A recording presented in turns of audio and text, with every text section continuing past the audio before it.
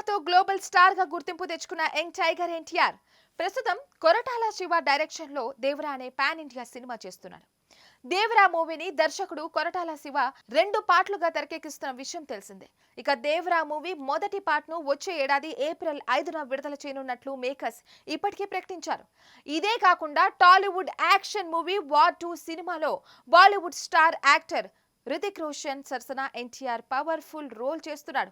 ఈ 2 సినిమాలతో పాటు ఎన్టీఆర్ చేస్తున్న మరో క్రేజీ మూవీ ఎన్టీఆర్ 31. ఈ సినిమాను స్టార్ డైరెక్టర్ ప్రశాంత్ నీల్ తెరకెక్కిస్తున్నాడు.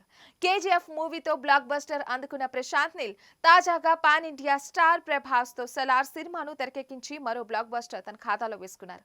ఇక ప్రశాంత్ నీల్ ఎన్టీఆర్ తో తెరకెక్కిస్తున్న ఈ సినిమా అనౌన్స్మెంట్ తోనే భారీ అంచనాలు నెలకొల్పింది.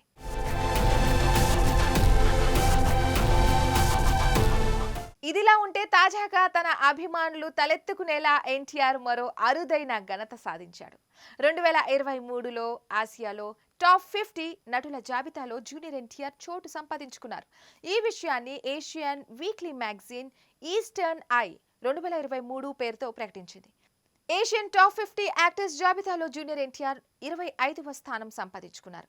దీంతో ఈ జాబితాలో టాలీవుడ్ నుంచి అంటే తెలుగు నుంచి స్థానం సంపాదించుకున్న ఏకైక హీరోగా ఎన్టీఆర్ నిలవడం విశేషంగా మారింది. ఈ వార్తతో ఎన్టీఆర్ అభిమానులు పండగ చేసుకుంటున్నారు.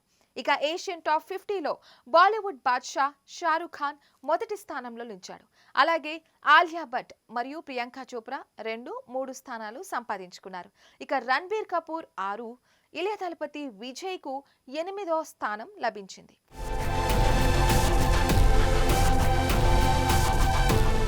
మరిన్ని వీడియోస్ కోసం ఛానల్ ని సబ్స్క్రైబ్ చేయండి. లేటెస్ట్ అప్డేట్స్ కోసం వాట్సాప్ ఛానల్ ని ఫాలో చేయండి. అండ్ లింక్ డిస్క్రిప్షన్ లో ఉంది.